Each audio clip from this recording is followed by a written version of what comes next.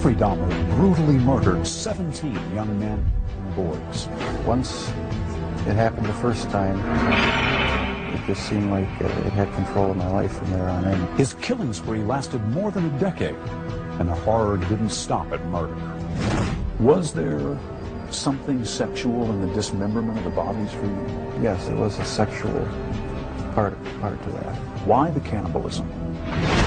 How could a seemingly normal Midwestern boy grow up to commit such terrible crimes? Dahmer's parents struggled to find the answers. It's been eternal torment. Do you feel that you're being blamed? Yes, I do. Dahmer agreed to speak with us at the behest of his father, who had just written a revealing book. Is there anything in this book that you strongly disagree with? Yes. On the surface, the interview with Lionel Dahmer was matter of fact. Well, you were holding back your emotions. Yeah. But beneath his composure, unbearable pain. But they don't realize that I have very deep feelings inside. The interview with Jeffrey Dahmer's mother, Joyce, was often contentious. I don't mean to argue with you. I have no business doing that. I am really scared. I interviewed Jeffrey Dahmer and his parents at length in 1994. Much of what they shared has never been heard until now. MSNBC brings you the never-before-seen confessions of a serial killer.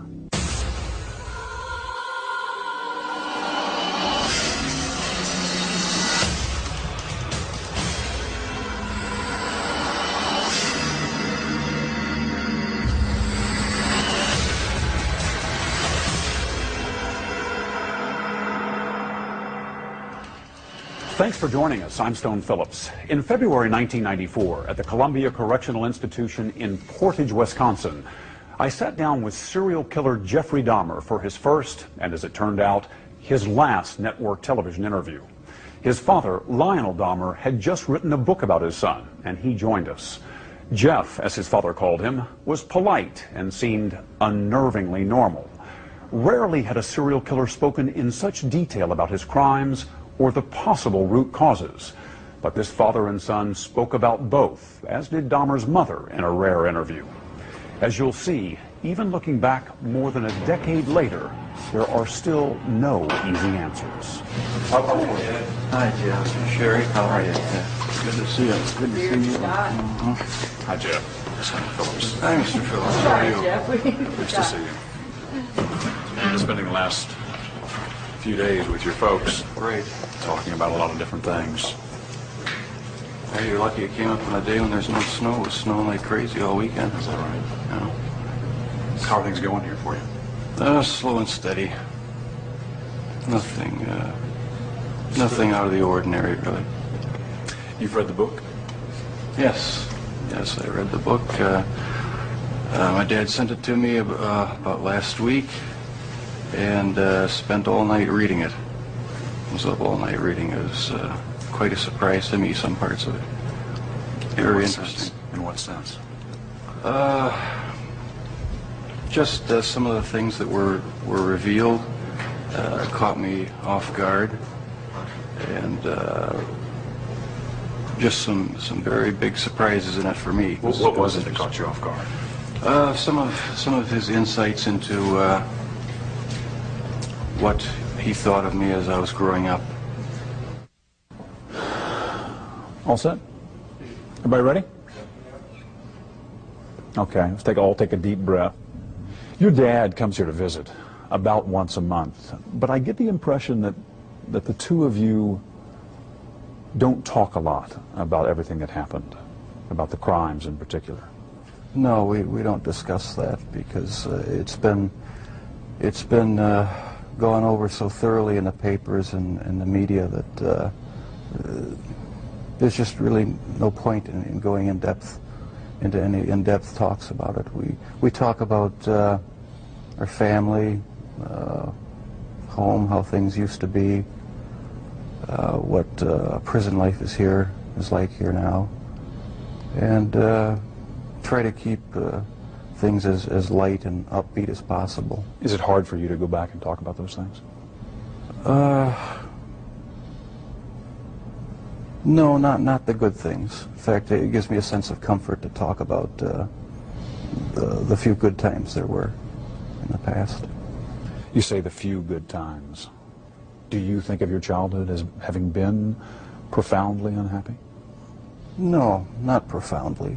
My childhood wasn't filled with any great tragedies or anything. There were good times and there were bad times. I think it was fairly normal. Jeff, do you remember your earliest experience and earliest interest, fascination with the inside of animals? Where that came from? In ninth grade, in biology class, we had the usual dissection of fetal pigs. I took the remains of that home and kept the skeleton of it. And I just started branching out, dogs, cats. I suppose it could have turned into a normal hobby like taxidermy, but it didn't. It veered off into this. Why, I don't know. All I know is that I wanted to see what the insides of these animals looked like. Was there some pleasure in the cutting open of the animal? Yes, there was. No sexual pleasure, but just it's hard to describe. Sense of power, sense of control? I suppose that's a good way of putting it, yeah. Yeah. I can sort of see a fascination for, wanting to see or for looking at the insides of animals, say for the first time. After you did it one time, what more is to be gained by looking at another dog's inside, the second or the third? I don't know. It became a compulsion, and it switched from animals to humans. I still don't understand it. I don't know why. What would you do with the dead animals, Jeff? You would pick the carcasses up from the road and take them back into the woods. Take them back in the woods, skin them sometimes, slit them all the way open, look at the organs, feel them. There was a sort of general excitement for me. I don't know why. It was exciting to see. One of your dad's biggest questions is when you began to slip away, when you crossed over into this world of obsession or dark fantasy from which you just couldn't return.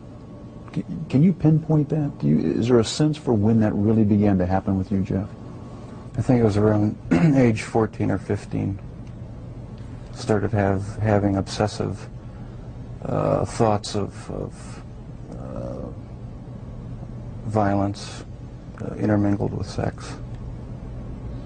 And it just got worse and worse. I didn't know how to tell anyone about it, so I didn't. I just kept it all inside. Do you have any sense for where that was coming from? No. No, I've talked with a few psychologists about it. They have their theories, but they don't have any concrete answers either. Do you have a theory? No, not really. I don't know where it came from. I probably will never know.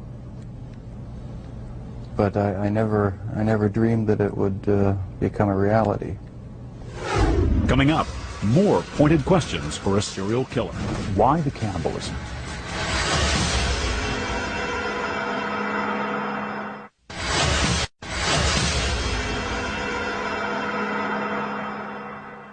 Jeffrey Dahmer was finally caught in 1991 after one of his would-be victims escaped and alerted police. What was discovered in Dahmer's apartment was horrifying. Body parts in a barrel, a human head in a refrigerator. When he confessed, the gruesome details were almost impossible to comprehend. What was it, Jeff, that took you over the edge, do you think, and made you take this from the world of fantasy into reality? From 15 on, I had this reoccurring fantasy of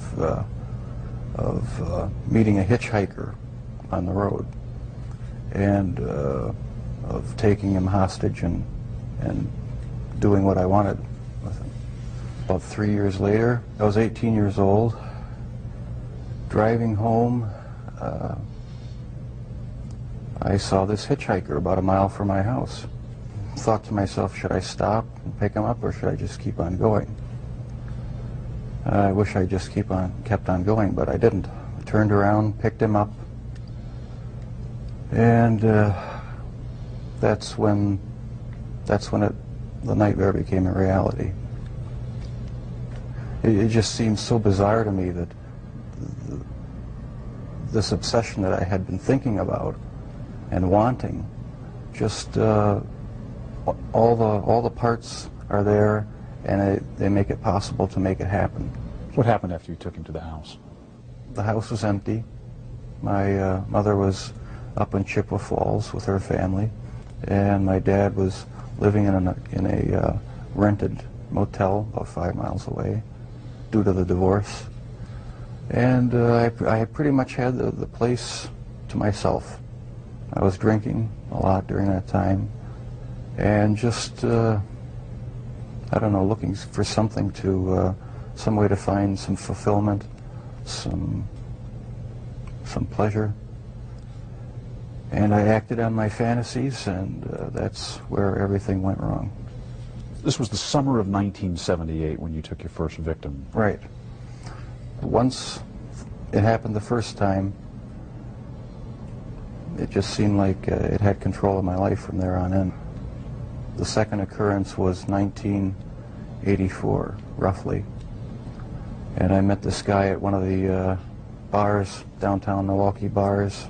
We went back to the hotel, just planning on getting drunk. I had put some sleeping pills in his drink to render him unconscious, and was just going to spend the night with him. When I woke up in the morning, my forearms were bruised, and his chest was bruised, and blood was coming out of his mouth. He was hanging over the side of the bed, and I have no memory of beating him to death, but I must have. And that's when it all started again. And once it started again, you found it impossible to stop. Right, that's when the obsession went into full swing. Did you ever tell yourself, I have to stop this? I must stop doing this? Yes. When it was going on? After the second time, it seemed like the compulsion to do it was too strong, and I didn't even try to stop it after that.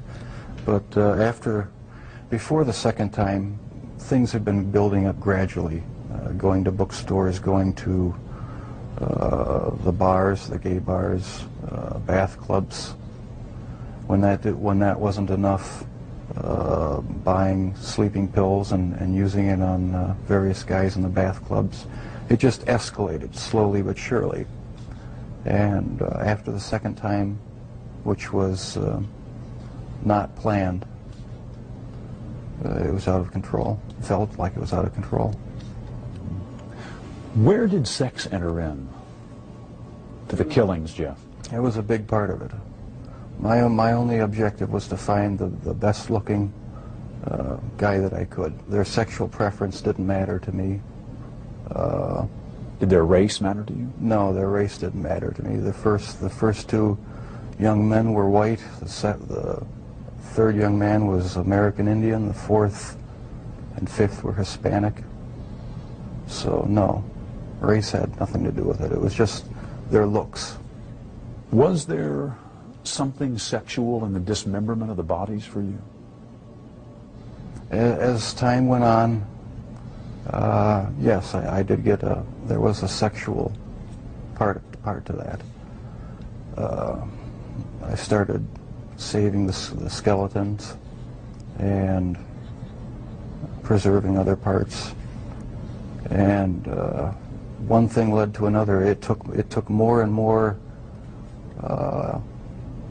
deviant type behaviors to satisfy my urges, and so it just spiraled out of control. Why the cannibalism? It made me feel like they were a permanent part of me. Besides the just mere curiosity of what it would be like, it made them feel that they were a part of me, and it gave me a sexual satisfaction to do that. Was it the killing that excited you, or is it what happened after the killing? No, the killing was just a means to an end. That was the least satisfactory part. I didn't enjoy doing that. That's why I tried to create living zombies with uric acid and the drill. But it never worked. No, the killing wasn't the objective. I just wanted to have the person under my complete control, not having to consider their wishes, being able to keep them there as long as I wanted.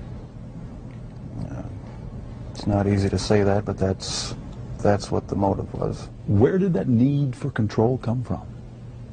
Do you have any idea? I don't know, maybe I felt I had no control as a child or young adult, and that got mixed in with my sexuality, and I ended up doing what I did was my way of feeling in complete control, at least for that situation, creating my own little world where I had the final say, finding the best looking guy that I could, and having total mastery over him for as long as I wanted. Lust played a big part of it, controlling lust. That was the motive right there. A lot of this came out in the course of the trial. Obviously, both of you sat through this. Have the two of you sat down and talked about these things before? No, not in depth. This is the first time you're talking about these things with I've talked your about dad it here. at great length with psychiatrists, court-appointed psychiatrists, psychologists, but not with my family. We learned everything at the trial and in the confessions and that sort of thing after the fact. The two of you never really communicated all that much, did you, father and son? Not on any deep level, no. We talked about superficial things. Never really had a real deep heart-to-heart talk about what was going on inside our own minds. I was always a very private person. I didn't like to open up and share anything with anyone. I like to keep my thoughts to myself. Why do you think that was? Because from about 15 years on up, a great deal of my thoughts were basically unshareable with anyone.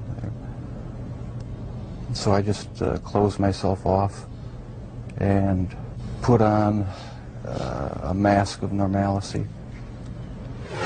Coming up, were you surprised to read that about your dad? Very surprised. I suppose everyone has their secret thoughts.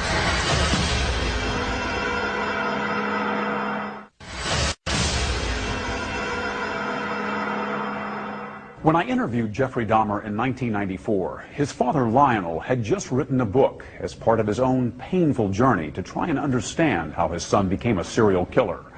Despite regular visits to the prison, father and son had never spoken about many of the topics covered in the book until our interview. You've read the book. Right. He called it a father's story. Pretty simple title. Right. Not a simple story, though. No, not a simple story. Not one that was easy for me to read. But I'm glad he wrote it. Did it hurt? Was it painful to read? Yes, it was painful. Some parts of it were, for me, were even fun to read. There were good parts. It wasn't all negative. Was it emotional for you reading the book? Yes, it was. Tell me, what kind of feelings did you have reading it? Deep regret, sorrow. I guess those were the two main emotions. Is there anything in this book that you strongly disagree with? Yes, I disagree with the description of me as being so incredibly shy and introverted, because maybe that's the way my dad saw me, because there was so much tension in the home that I really didn't feel like being up and happy a lot of the times. But with my friends in school, I had a good time. We had good, a good social life, and so I wasn't so extremely reclusive and self-centered as it portrays me. Does it surprise you to hear Jeff say that he doesn't think of himself and never did as innately shy? It did surprise me. Maybe my perception was accentuated to the extreme. But you do recall at age 6 that you became more aware of tensions in the home. Oh yeah, that's the time I really remember noticing that things weren't quite right.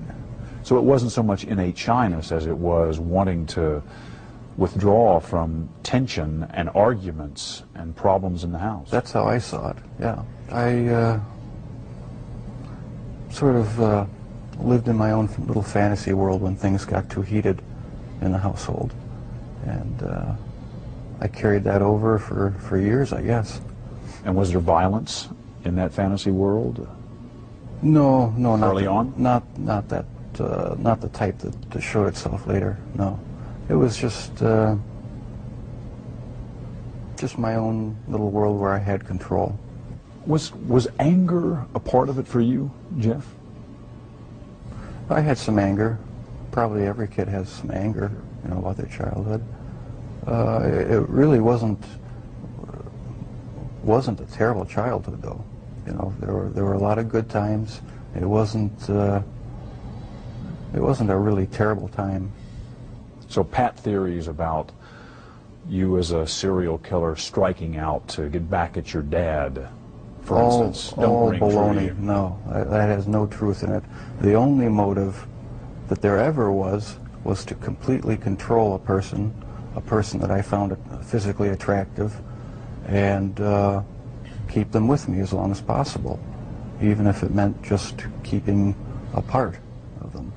Did you know before you read this book that your dad had his own obsessions and fantasies, that he had thought about, that he had dreamed of committing murder, that he had had an obsession with fire and with explosives? No, I don't think that's the type of thing one asks one's dad. Were you surprised to read that about your dad? Very surprised. Yeah. I didn't know what to think about it. I suppose everyone has their secret thoughts, and so it was somewhat of a shock. You feel grateful that your father wrote this book? Or do you feel put off by it? I'm just curious about your overall reaction to it. Do you feel is the book an invasion, do you think? Or is it... No, I feel nothing but pride for him for writing the book, and having the courage to bare his soul when he didn't have to. He didn't have to get involved with trying to, help me out and support me and be an emotional support for me, and I'll be grateful to him forever for it. Coming up, a serial killer's take on the meaning of life. I always believe the lie that evolution is truth. The whole theory cheapens life.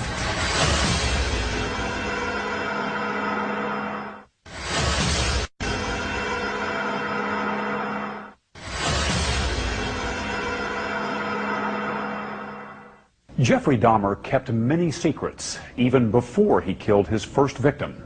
While it's not unusual for teenagers to keep some things from their parents, Dahmer's father was tormented by the idea that perhaps he had missed a key sign of what was to come and the chance to stop him. But Jeffrey Dahmer wasn't sure he would have revealed anything and was angered by the way some people had blamed his parents. Did you ever consider talking to your parents, to your dad, about homosexuality? Is that something that you felt you could ever raise?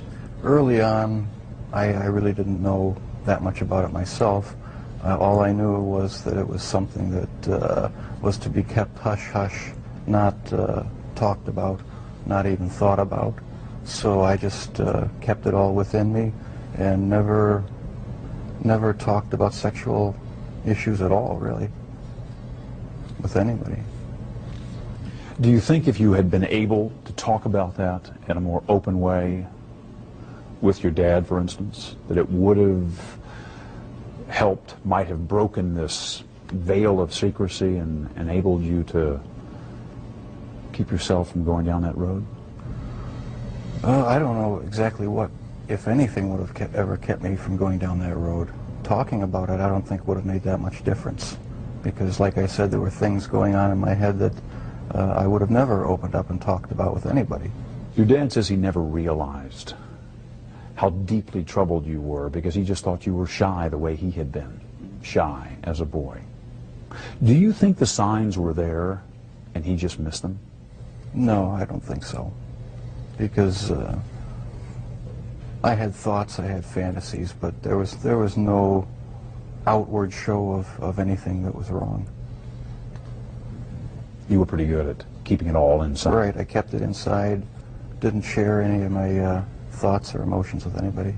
So how would I ever know? No, you never saw any of it, as far as I know. I did not really hear from anyone about any of these activities. And that's what really strikes me now, is if I would have known, what would I have done about it? I think I would have done a lot about it.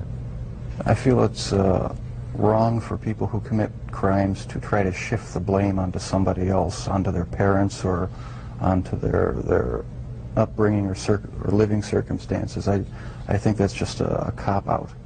And my parents, my relatives, had no knowledge of what I was doing. They're absolutely not responsible for any of it in any way. And I take full responsibility. But you understand that what you did would lead your father to ask himself all kinds of questions. That's true. Where did I go wrong? Was there something I could have said or done to have prevented this? Right. Did I, in some way, create or contribute to the terrible acts my son committed? I understand that. I just get angry with other people who think that they have a right to somehow try to blame my parents for what happened. That's not right at all. No one has the right to do that because they're totally innocent. They had no knowledge of it. And that angers me. But parents just naturally, I mean, any parent that really cares, they just first of all say, gee, I feel guilty. You know, there's just feelings of guilt. What happened? What did I do? What could I have done? And so that's a normal parental reaction. Your dad has wondered about all kinds of things, from the medication that your mom was on during her pregnancy, to the fact that you were exposed to violent arguments in the home from an early age and continuing, to the possibility that he might have passed on some genetic propensity for obsession or violent behavior. Does any of that ring true to you?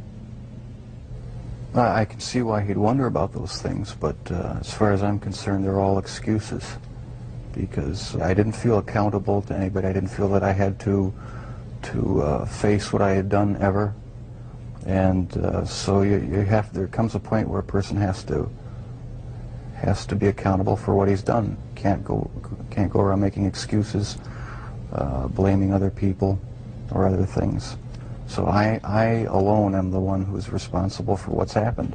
Let me ask, when did you first feel that everyone is accountable for their actions?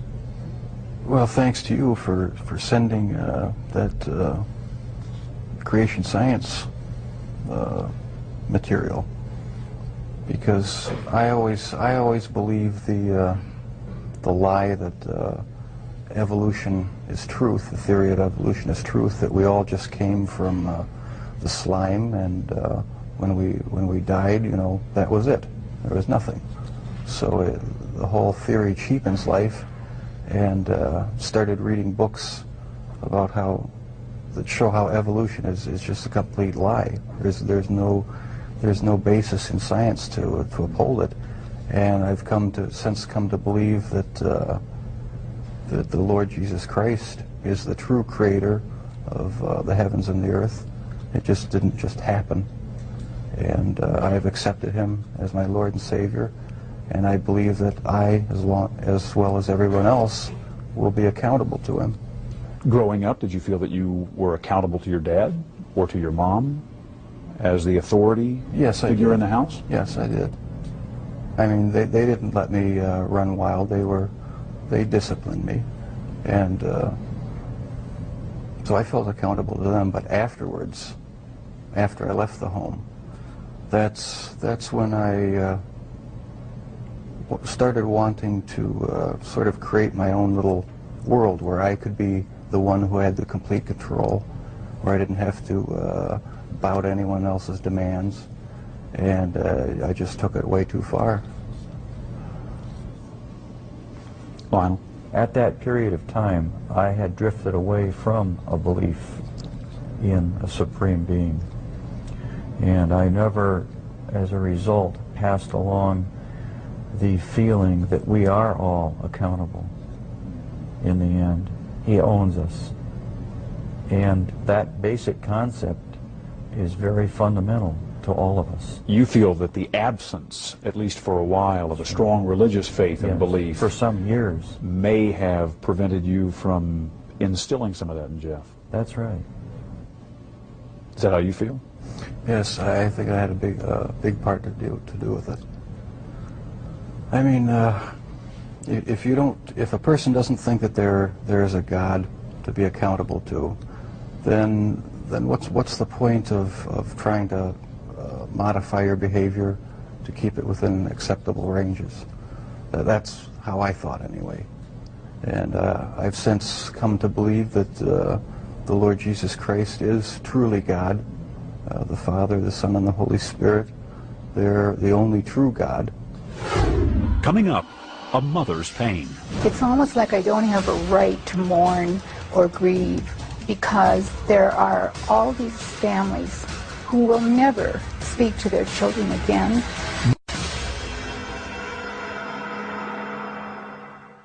In 1994, Jeffrey Dahmer's mother lived 2,000 miles away from her son, in a different state with a different last name. But Joyce Flint still felt deeply connected to her eldest child and was grieving for her own loss.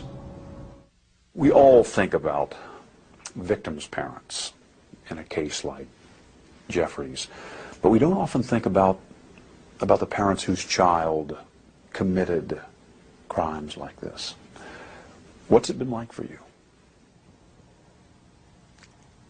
Well, it's been horrendous. I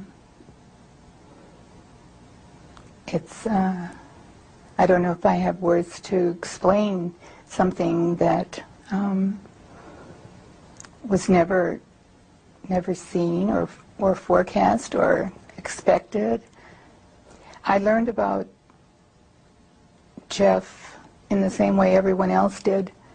A friend called me and told me it had been on television in another state. And so half an hour later I turned the television on and saw his picture. And at that point, what do? You can't believe what's happening. And you cry and you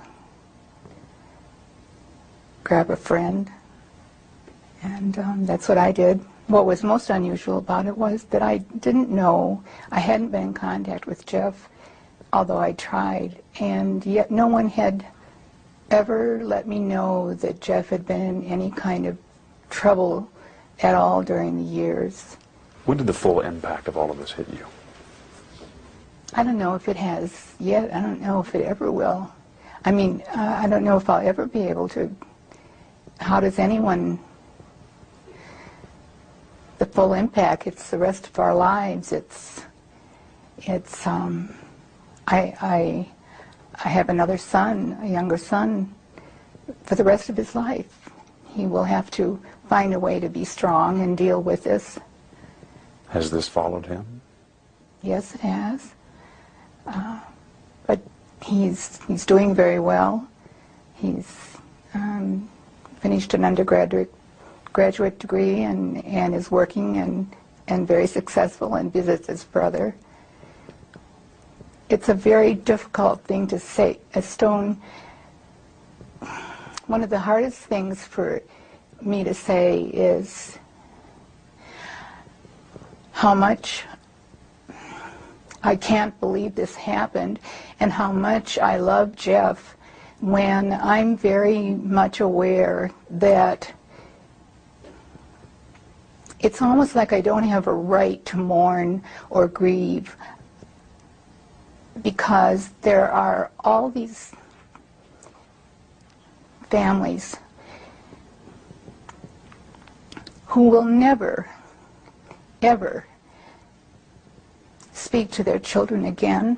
It's a very strange set of circumstances. I still have my son Jeff now to talk to, and we've established a wonderful relationship, and I hope I don't hurt all of the people who've lost their children by saying that.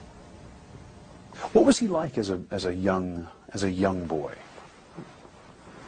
before school?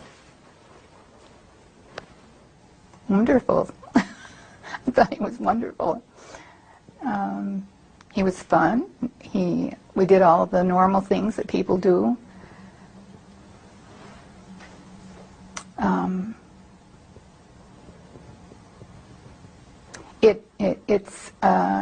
It's hard to be asked questions that go back 30-some years when you never expected that anything but good would happen in your family.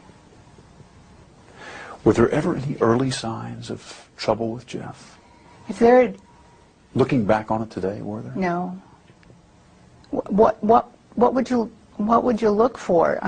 If I'd seen something that had been a clue of any kind, I'd like to think that I would have done something about it immediately. No, there wasn't anything unusual about Jeff. He was a normal young boy.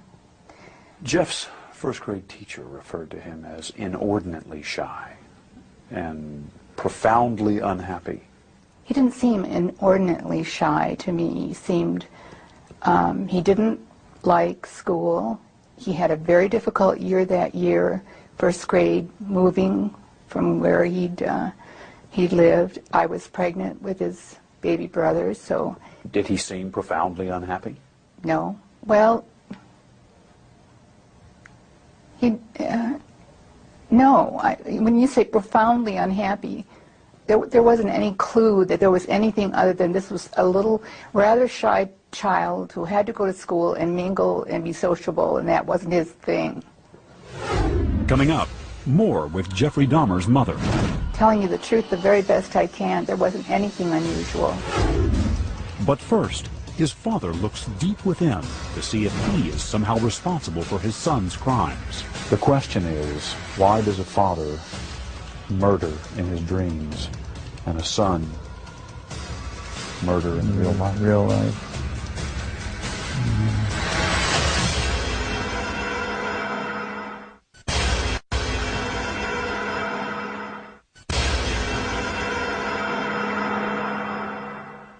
How would you describe Jeff as a young child? Was he happy? Was he outgoing as a 2, 3, 4-year-old? He was quite outgoing up until maybe age 3, 3.5, 4, somewhere in there. He developed a double hernia. That was pretty traumatic for him physically, wasn't it? I think, you know, if this whole thing is conjecture at this point. It might have been, along with other incidents in his life, might have been one of the trigger points. I mean, you know, the old Freudian castration complex might come to bear here, and I guess psychoanalysts would really have a heyday with this, because, you know, he was concerned about losing his penis. He asked his mother if he had lost it, if it had been cut off. Now, there may be something he later did to his, or at least some of his victims. That's true, yes. One thing that many serial killers have in common is a history of sexual abuse. Was Jeff sexually abused at any time? No, never. Was not abused by anyone in the home? No. Sexually? No. Can you even begin to describe what it's been like for you as the parent of someone who has committed crimes of this nature? Well, it's been eternal torment. In the privacy of my own room,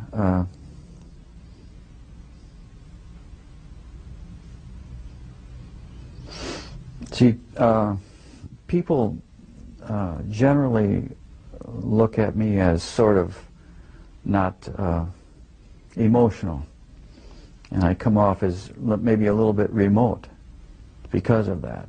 Well, you were holding back your emotions just now. But they don't realize that I have very deep feelings inside. An armchair psychologist would argue that the fact that you are so unemotional about all of this only signifies the fact that inside there may be very powerful emotions. Right. That the person who keeps things so tightly under control is the person who is really afraid of losing control of some very powerful feelings inside. True in your case? That's probably true, yeah. I would say that's a fair statement. Today, when you think about the obsessions that were consuming Jeff as a teenager, they aren't altogether unfamiliar, are they? I think inferiority goes, lack of control or feeling of no control over your environment or kids around you.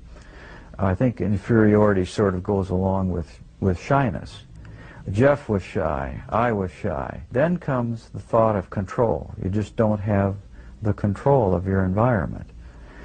And my early infatuation or obsession was with fire. Just about burned down my neighbor's garage one time. Just starting a little fire. When you were a teenager, you had dreams of committing murder yourself. Yeah, let me clarify that. Please. I was shy and, felt lack of control and so forth, and I was bullied. Okay, there were a lot of bullies in our neighborhood. And almost always after I was either physically or in some other way harassed by bullies, I would wake up, say, the next morning or the morning after that, shortly after that, and I would for just say about 30 seconds or so, have this feeling that I had hurt someone, that I had maybe hurt them badly, that I had killed them. But it was a vague sort of a feeling, and it happened just every so often, and after attacks by neighborhood kids. The question is, why does a father murder in his dreams and a son murder in real life? Real life. Yeah. In mentioning these things and writing about them in your book, you seem to believe that you may have passed on some kind of genetic propensity for obsession or destructive behavior. That might be one factor in this puzzle of why your son did what he did.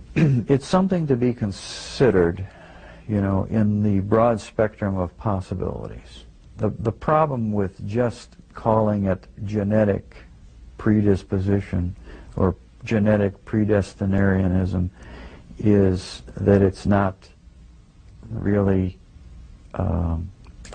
scientific. It's not true with respect to personality. But it's being investigated. What led him to cross the line, to go over the edge? I don't know, but I guess I would just conjecture that whatever it was, it probably goes back further to whatever got hooked into his sexuality. I do believe strongly that those hormones are the most powerful thing on earth almost, and I do believe that theory. A sexual drive. It was the sexual drive that led him to murder and dismember. That's my personal belief, and however it got bizarrely hooked into entrails is beyond me, but believed that if it could be unearthed as to how that happened, or what that derivation was, then we'd have the answer.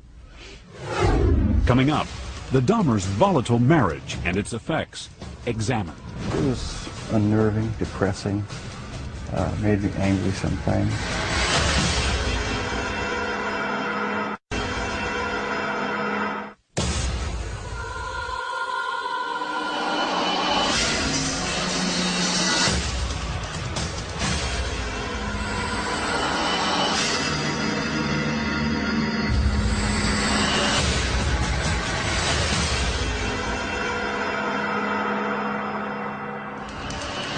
It was his first and last network television interview.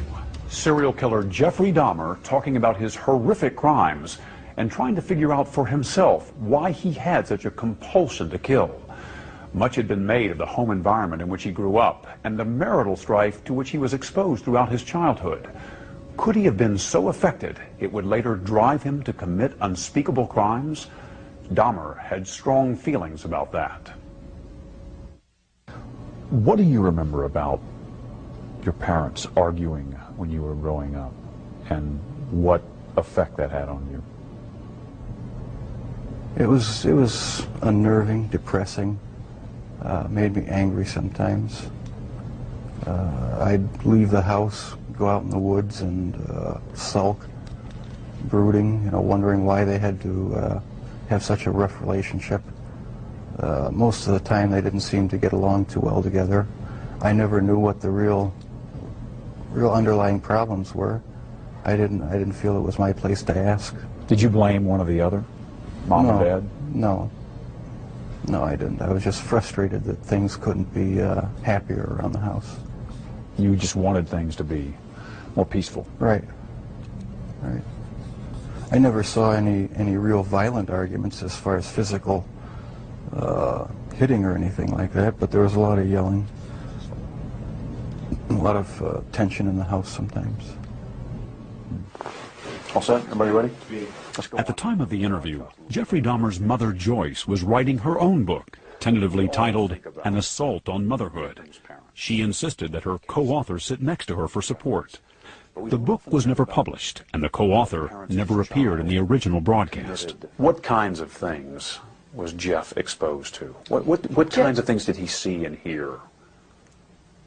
Nothing out of the ordinary. Well, what can I do? I can compare it with my own upbringing, and my mother and father fought, and it was kind of a normal thing, and they would get over it. And Lionel and I discovered very early on that we were very different people. I was more emotional and more outgoing than he was, and marriage became really a very unhappy place.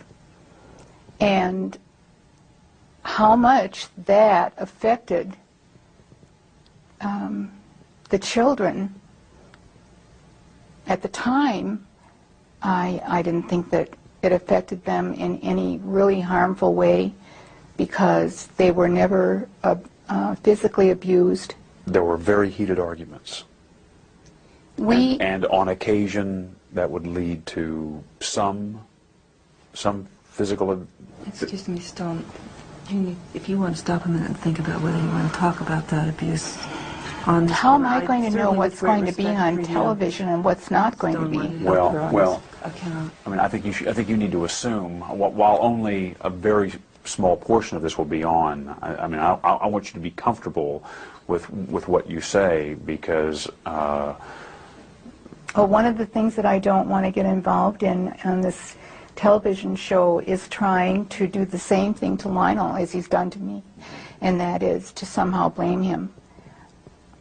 So I'm not asking. I really don't want to get to whose fault. No, we're rolling. But I'm just saying, I don't want to get. I am really not concerned with fault and whether it was you or whether it was Lionel. What I'm trying to understand is what was going on between you, for whatever reason. I'm sure both of you brought something to the table on that. That's usually the case in a marriage situation. My question is, what kinds of things, what do you recall about the kinds of things that were happening between you that Jeff may have been exposed to, and to the extent that there is some question about the kind of emotional turmoil that might have caused him? Stone, I have to tell you, I've thought of that over and over again, and there's nothing about the kind of arguments, the kinds of fights we might have had, the disagreements over how to bring up children, there was nothing unusual about that, and Jeff is not the result of what is going on in every home in America. He's not the result of that. So you're saying it wasn't a perfect marriage, you're saying, but it was nothing so extraordinary that it could explain why he went on to do what he did? Absolutely not. Telling you the truth the very best I can, there wasn't anything unusual. It was pretty intense, the arguments between the two of you. Yes. A lot of the arguments were very intense, and I couldn't see any way but to just leave the room or leave the house, or just, there was no compromise. How much of this violence in the home was Jeff exposed to? There were times when he heard the shouting and her physical agitated motions. He observed them, and he went outside and just left the house. And I learned later, I didn't know at the time, I didn't hear him do this, but I learned later that he was slapping the trees with branches and sticks, and I guess apparently out of frustration.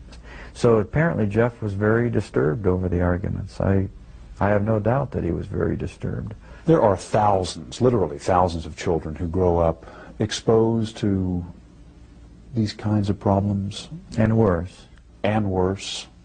And yet they don't go on to do the kinds of things that Jeff did. In and of themselves, they're not I guess we would say, not the only factors. But, you know, everyone's an individual, I guess, aren't they?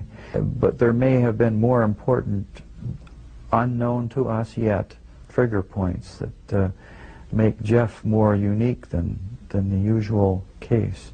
When you think back on those times, the arguments and the possible effect it may have had on the kids, does it cause you anguish? It makes me sick that we didn't have a more Ozzie and Harriet type family.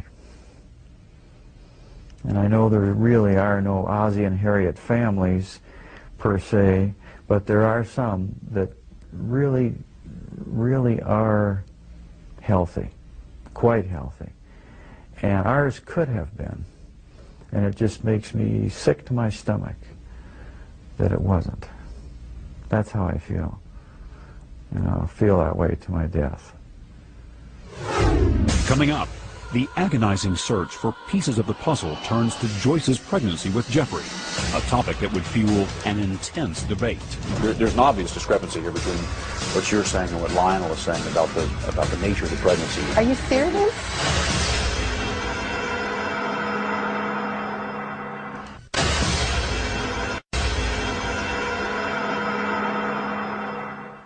By all outward appearances, Jeffrey Dahmer seemed like a normal boy growing up. So how did he become a serial killer? The search for the root causes went all the way back to his mother's pregnancy. Both of Dahmer's parents said it had not been an easy time, but during separate interviews with each of them, that was about all they agreed on. At times, her legs would lock tightly in place, and her whole body would grow rigid and begin to tremble. During these strange seizures, her eyes would bulge like a frightened animal, and she would begin to salivate, literally frothing at the mouth. We'd have to call the doctor, who in those days they still made house calls, and he came immediately, and it always ended up that he gave her a shot of some type of relaxant. What kind of drugs was she on? There were a mixture of things. He would have to come and inject Seconal or morphine if, in some instances, when her body would not relax. The doctor? Yeah, the doctor. Morphine, barbiturates? Yeah, relaxants. Phenobarbital? Yes, She was on a pretty heavy yeah, drug she was regimen. on quite a heavy diet of prescription drugs, right. What do you remember about the pregnancy? I had what I thought were probably the ordinary kinds of things that happen when you're pregnant, and Morning sickness, morning sickness, a lot of nausea. yes. Lionel describes a strange, undiagnosed problem. He describes it as some kind of a seizure that you developed, a proneness to seizures late in the pregnancy, where he describes it as a kind of rigidness for which you were prescribed medications. Do you remember that, and can you describe I it? don't remember that at all. I can't imagine where that comes from. It isn't true. I don't. You don't recall anything like that? No. Seizures or No. seizure-like episodes? Absolutely not. Were you prescribed medications, including morphine, barbiturates? I don't know what medications were prescribed, and I'm surprised that anyone says that there is something that lists every single medication I took 33 years ago. I had a doctor, a physician. I took the medicine that was prescribed for me, and for the most part, I was healthy. You weren't on morphine? I don't think you give pregnant women morphine. I'd have to ask my doctor, but they don't give pregnant women morphine. Barbiturates of any kind in order to calm you down in these seizure states, as Lionel describes them? There were no seizure states. Where's I it don't know where coming that's from? coming from. Well, Stone, I don't know. And it's one of the reasons why I'm finally speaking out, because there were no seizures. There was nothing that was out of the ordinary as far as my pregnancy was concerned, except that I needed to be in bed. There's an obvious discrepancy here between what you're saying and what Lionel is saying about the nature of the pregnancy. It was difficult, you both agree, but he describes you in these states where you were, as he says, literally frothing at the mouth. Are you serious? In these rigid states, yeah, for which you were given medication to settle or calm you down. Well, I don't know what his purpose is in doing that. I do know that when this first happened, the very first thing that the husband that I divorced did was come out with these accusations against me. They're not true. Well, I don't know how I can prove it to you that they're not true. Is it possible you just don't remember them? No, it's not possible. I don't remember them. It was my first pregnancy. I remember everything about my first pregnancy. There's an important point you want to talk about that you really want to make, and is the reason why you've come on. So let's talk about that.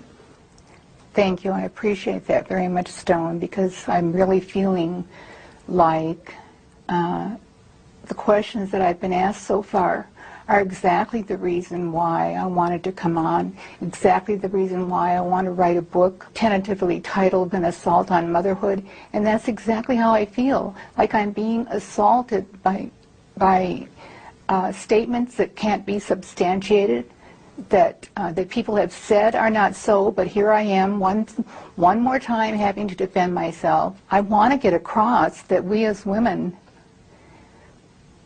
just can't take this kind of thing anymore. If something bad happens to our son or our child, there has to be a place for us to go. I want a place for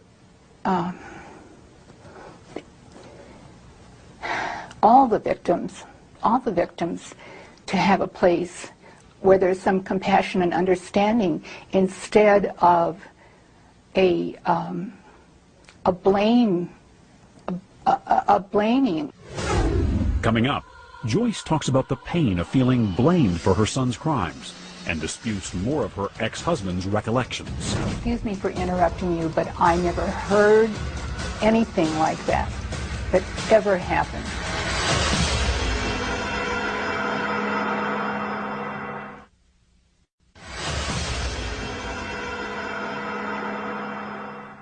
In 1994, Jeffrey Dahmer's mother, Joyce Flint, was tormented, feeling unfairly blamed for her son's horrific crimes. She had planned to write a book, tentatively titled An Assault on Motherhood, about her ordeal. In fact, her co-author sat next to her during the interview, sometimes interrupting when she felt the questions were too much for Joyce to handle. The book was never published, but in our interview, Dahmer's mother talked candidly about her pain and about her anger. Do you feel that you're being blamed? Yes, I do. Do you feel that Lionel's blaming you? That certainly does seem to be what happened when he first came out on television. And there are elements of Lionel's new book which do seem to say things about the pregnancy, about reluctance to breastfeed after the pregnancy, about Joyce's state during early motherhood, which seem to indicate something was wrong with the mothering. Now, this isn't the theme of the book, but it corresponds to the theme of so many questions from the media that have come along all along the way. And I'm not saying you're asking these now. But at the same time, Lionel asks a lot of questions about himself, about what kind of father he was, about his own thoughts and maybe his own mistakes. I mean, one of the first places he looks is right in the mirror. But if he wants to speak about himself, it's fine if he wants to make false or accurate accusations about his own behavior. But to state things about Joyce, which may or may not be true, and in some cases apparently are not true, in his book, is a certain type of blaming somebody who has not yet had the opportunity to speak up. You've read his book? Yes. Joyce, you have not read it? No, I haven't. Joyce has not read it yet. Joyce has been not well, and reading that book, which just came out, hasn't been something she was ready for. The excerpts that I have seen in the newspaper are so astounding to me. He told everyone that I was crazy, that I had abused my body with medicines, that I somehow was to blame. There's no doubt about that. Now he turns around and, for whatever his reasons are, I don't know what he's trying to accomplish with talking about something he should have shared with me before he ever married me. If he's got some thought that had anything to do with Jeff. You mean his mental state, that you weren't informed? Dreaming of murder, yes, exactly. obsession with explosives. He never talked to you about any of that. None of that. I think one of the points is it's all clear in retrospect. I mean, for instance, one of the anecdotes that he tells in the book, Joyce, is when Jeff was 4 years old and Lionel had crawled underneath the house to remove some dead animals. And he put some of the bones from the dead animals into a bucket. And Jeff, at age 4, probably innocently, went over and was playing with the bones and seemed fascinated that with these absolutely bones. astounds me. Excuse me for interrupting you, but I never heard anything like that ever happened.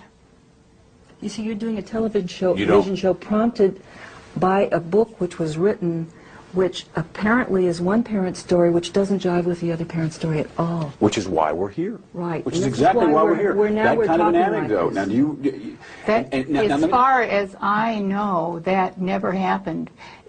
That sounds like the shows that people go on and talk about children mistreating animals, and can you predict who's going to do something terrible somewhere down the line in his life Jeff's condition was proven to not have anything to do with his upbringing. I don't want parents frightened to death thinking that the little things they do or the little things they miss are going to result in them having a child that is going to cause all of this pain and anguish.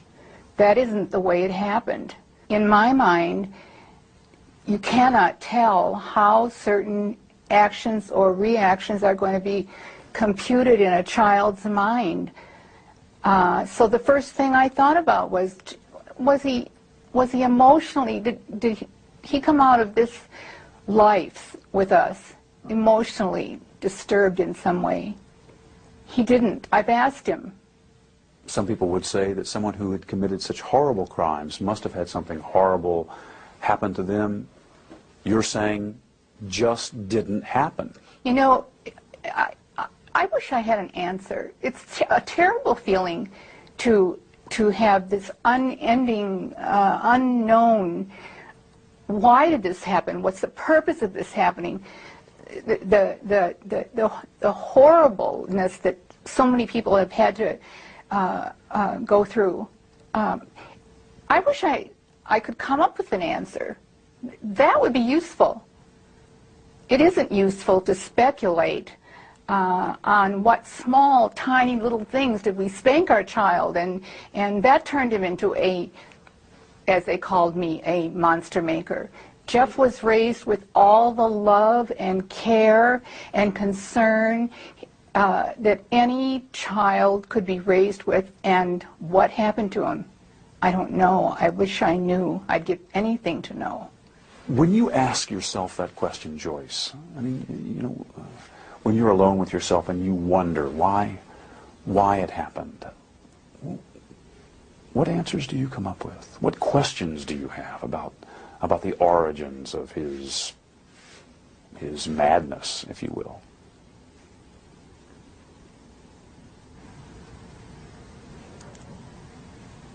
I can't explain it. I can only cry about it. I ask the universe, why would this be allowed to happen? I don't have an answer for that. I'd like one. Coming up, could Jeffrey Dahmer have been caught years before his arrest? I didn't know what would happen. I thought, you know, it's all going to come crashing down now.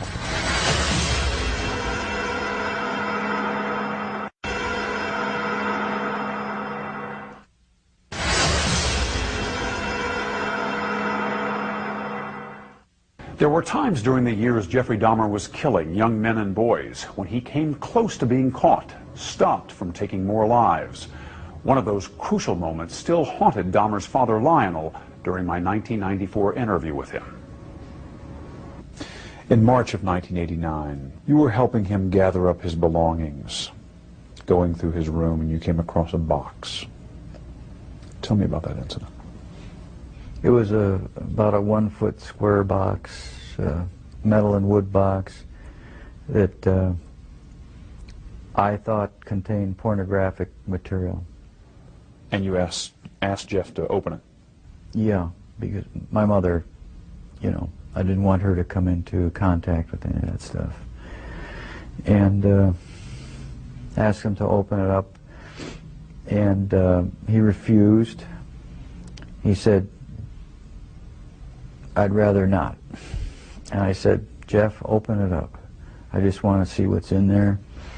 And he said, "Can't I have any privacy in the house at all?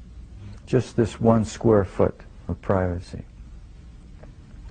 And I said, "Jeff, open it up, or I'm going to just take it down into the basement and get a screwdriver or something and open it up. I'll just open it up."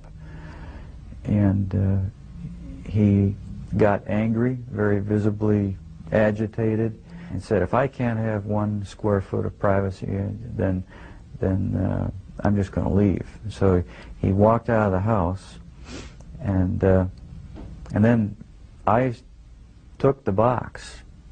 I took it from him. I mean, he gave it up. he walked out of the house. I'm surprised that he gave it up. But I started walking down the basement, and then he came in the back door, just as I was going down the basement steps, and he said, "I'm sorry, Dad. I lost my temper. It's just some pornographic stuff in there." He said, "Just wait. I'll open it up tomorrow morning and show you what it is. Just let me put it away now and forget about it. Let's not cause an uproar anymore today or tonight, and because of Grandma." And so, my not fathoming what could be in that box, I said, "Okay, we'll just open it up tomorrow then, and then let's get rid of it, whatever it is." And the next morning he came down from upstairs and showed me, and there was pornographic literature in there. And I said, "Okay, get rid of it now, and I don't want to, see any more of it around here." He said, "Okay, Dad." And that was the end of that incident, and I didn't realize what was in that box. What was in the box? Well, as I learned later, after the trial, it was one of the human heads, one of the victims, which he then took to his work and put in the locker. I told Jeff I can't imagine what I would do if I would have opened that box and found that, because I probably would have reacted in my typical fashion of just shock and numbness. I probably would have thought that, maybe it's an artificial, some type of, I don't know, an occult thing or just some decorative thing, that something, but not human. I can imagine I would finally realize, or suspicion, what that is. And then I don't know what would happen. I think I probably would have lost it. I don't know what I would have done. I asked Jeff, what would he have done if I would have opened that up and found out what that was. And all he said was, well, that would have been the end of the line. The jig would have been up. One of the chilling stories that your dad tells is about the box he had found. Can you give me your perspective on that? I had a box in my bedroom closet, and it contained the mummified head and genitals of a young man I met in one of the bars down in Milwaukee. And it was a locked metal box.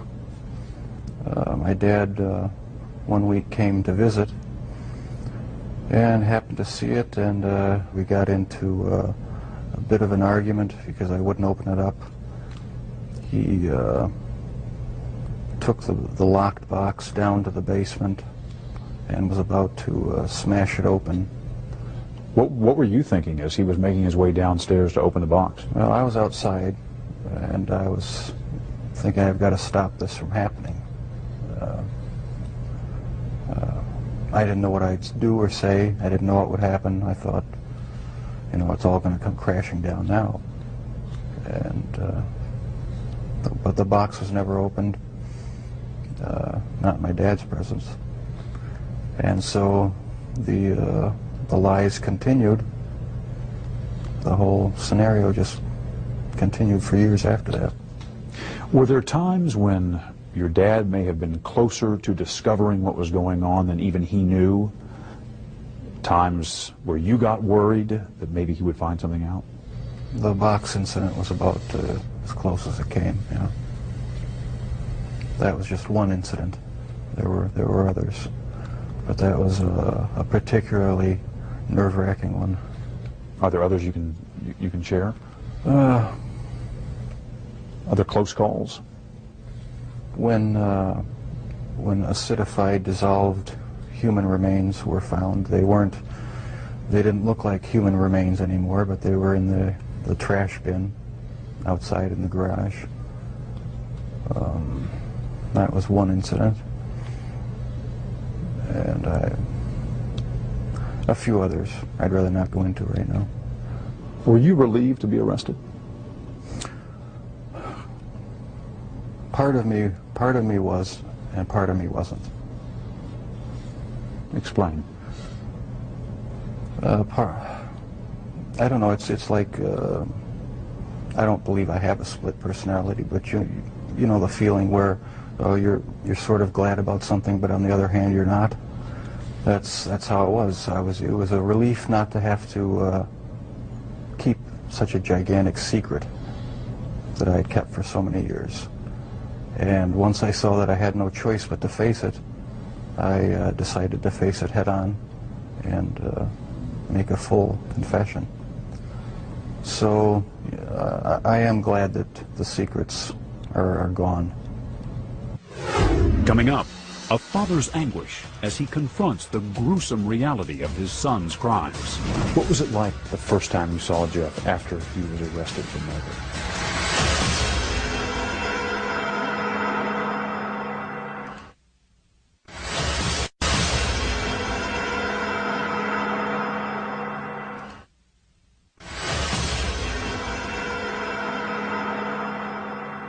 How good was Jeff at manipulating you? Excellent. He's very good. Good liar? He fooled everyone. He fooled me. Yeah, very good. He fooled his probation officer, his attorney, the police, you know, who came. I mean, he had bodies in his next room when the police were standing in his outer room. There were so many people that he fooled. And he could lie and be just cool as a cucumber. Yeah, he just looked very innocuous. He just looked like an average person who couldn't possibly do the things that he did. What was it like the first time you saw Jeff after he was arrested for murder? Oh, that was really tough. He was disheveled, you know, beard, and he hadn't slept. There were people screaming in the cells, and he just stood there like a limp rag. What did you say to each other? I went up to him and I said, "Jeff, I love you." I hugged him. I cried. He didn't seem to be emotionally moved. He just seemed like he was just wrung out. Did he hug you back? Yeah, as well as he could. He was shackled in front of him, so he really couldn't hug. But he pressed, you know, forward. But it just seemed like he was just his soul had dropped out of him. What were his first words to you when he saw you? I'm just so sorry. I really screwed up.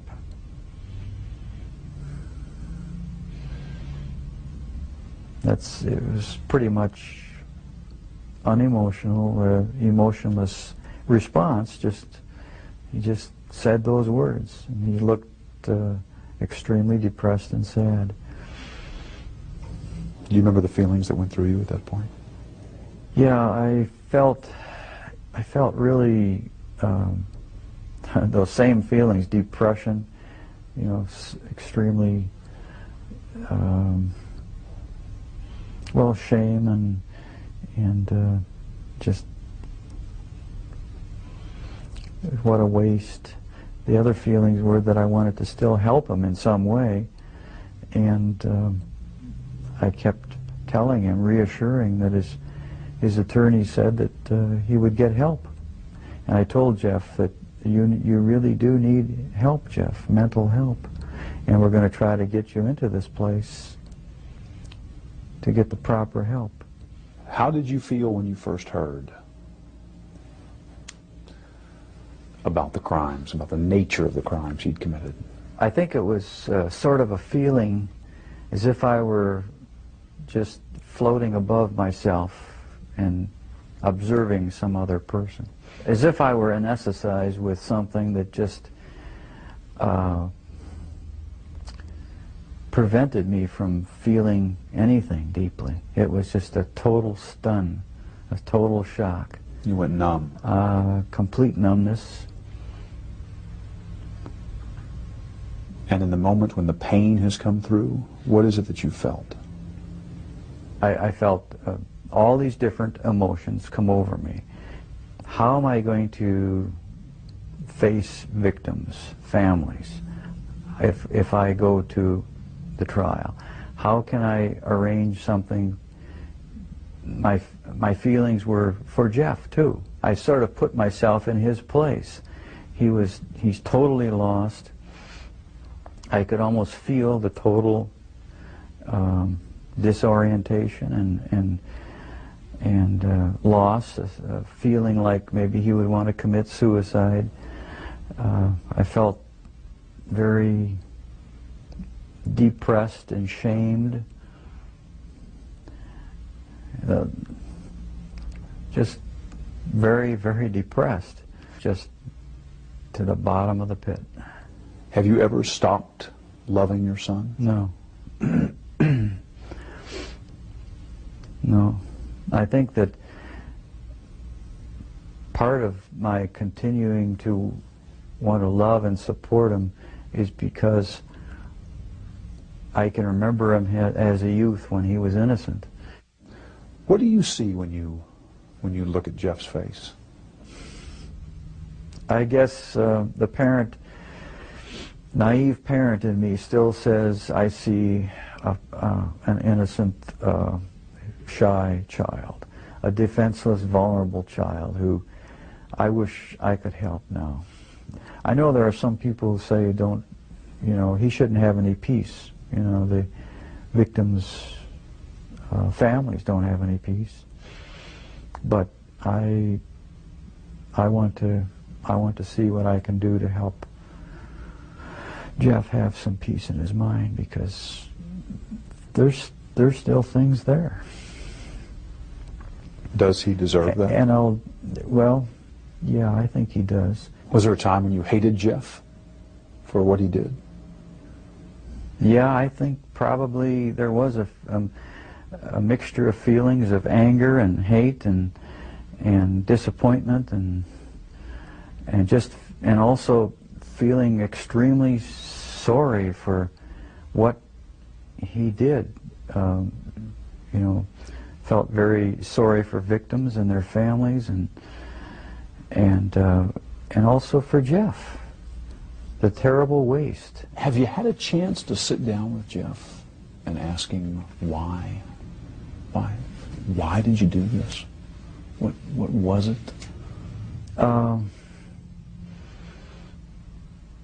I asked him once, and he doesn't know. I asked him, he does not know. And it seems like a stunted, short answer. That, it seems like there should be more of an answer than that, but he says he really doesn't know. Coming up.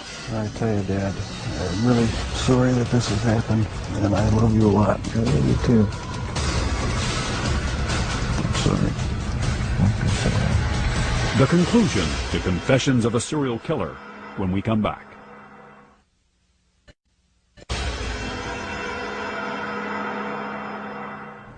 Your father told me that one of the reasons he wrote this book was in order to put down on paper what he has been unable to say to you in words,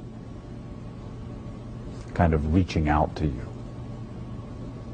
What do you want to say to him, having read this? I tell you, Dad, I'm really sorry that this has happened, and I love you a lot. I love you too. I'm sorry. Don't be sorry. We haven't always shown it a lot, but I do love him a great deal. I love you. And without the support of my folks, I don't think I would have come through this. We've opened up with each other a lot more now since the trial and everything. There's no secrets to be hidden away. I don't feel that I have to keep any secrets from him. We've come to face what's real now, instead of just glossing things over and talking about superficial things. So there's a lot more communication between us. This book may serve as a further bridge between Jeff and myself. And just for that purpose, I regard it as valuable for me. Do you feel closer to your dad having read this?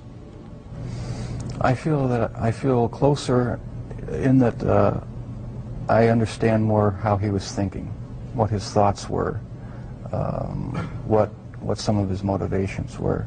I'm glad he wrote it. Anything not in the book you want to say to him?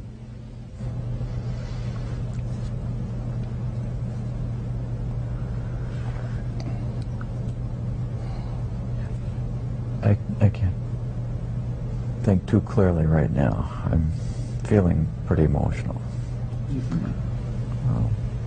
I think that a lot of things have been brought out in this interview that has brought us to a little bit deeper, just a little bit closer understanding as to how this all originated.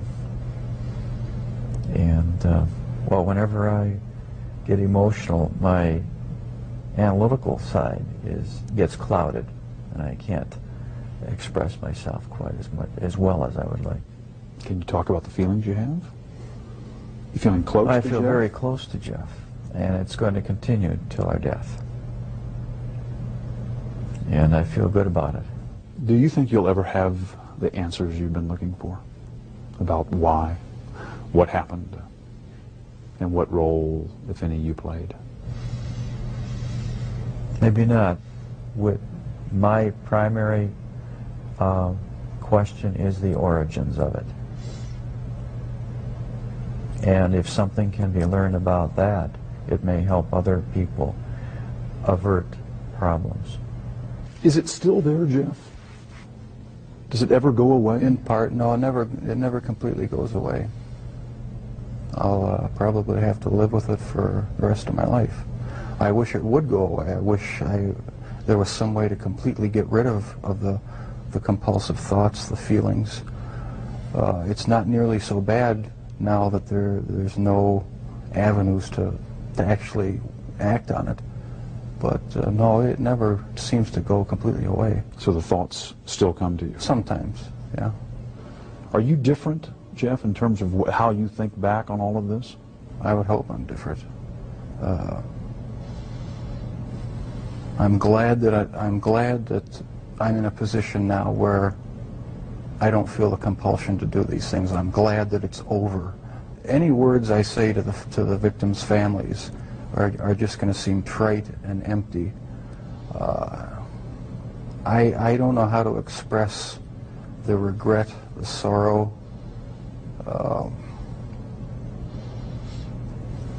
that I feel for what I've done for their sons. I can't find the right words. All right, see you later, Dale. After the interview at the prison, Dahmer casually showed us something a little unsettling. Just a point of interest, that's the type of box. This is the type of box? Exactly. He wanted us to know that box looked strikingly like the one his father had found, the one Jeffrey had used to hide body parts. Thank you, Jeff. All right. To this day, the interview with Jeffrey Dahmer remains one of the eeriest experiences of my 30 years in television news.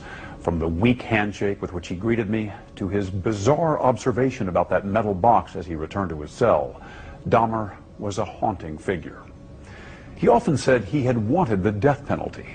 9 months after our interview, his death wish came true.